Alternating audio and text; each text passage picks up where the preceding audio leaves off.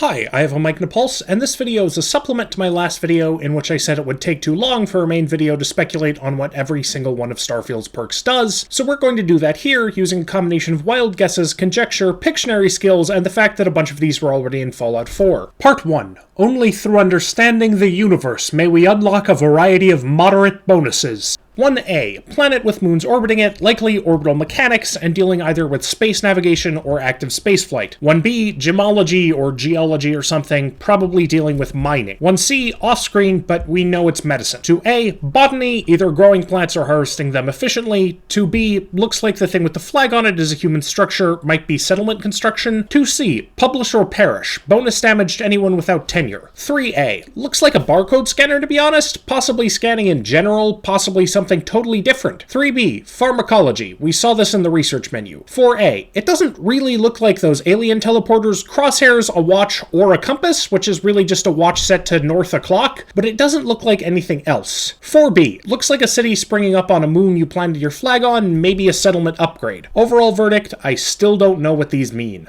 Part 2. When all else fails, then it's time to kick butt. First and second rows we already know, except the ones looking like a shotgun and a rifle, which I'm guessing are skills for shotguns and rifles, because I am a maverick who says crazy things with no regard for logic. And one has an added emphasis on stars, which might be space combat, especially since it's got that sort of triangular shape they sort of use for spaceships. Third row we also know all of, the whether marksmanship is literal bows and arrows or metaphorically being good at aiming is unknown, though given that we already have 2 perks covering aiming, it would be redundant in that role.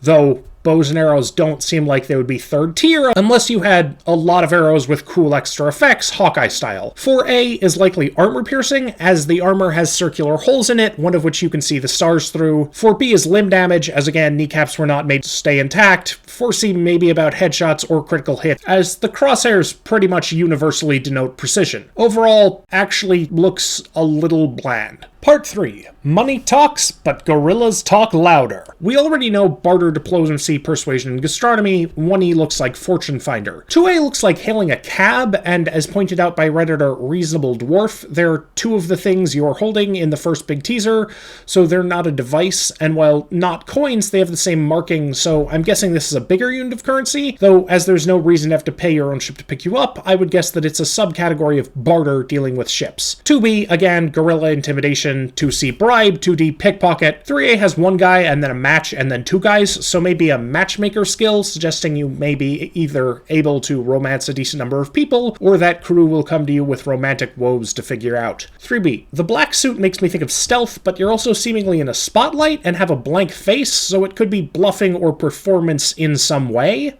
It might also be the lone wanderer equivalent, though that might be redundant because of the introvert trait. 3C seems like leadership. You've got astronaut with other guys standing behind him who is probably a companion. 3D may be equivalent of local leader from Fallout 4, granting greater control of outposts. 4A. Puppeteering suggests a layer of manipulation of enemies, possibly functioning like the higher ranks of intimidation in Fallout 4, or some sort of fancy speech skill. 4B doesn't look like the robots we've seen, but doesn't look like anything that isn't a robot, and we know robotics is mainly under tech, but it might help you yell at robots until they have logic errors and explode, Star Trek style. 4C. Guessing animal friend or wasteland whisperer equivalent. Overall, looks like you've got a lot of ways to work through problems. I approve. Part 4.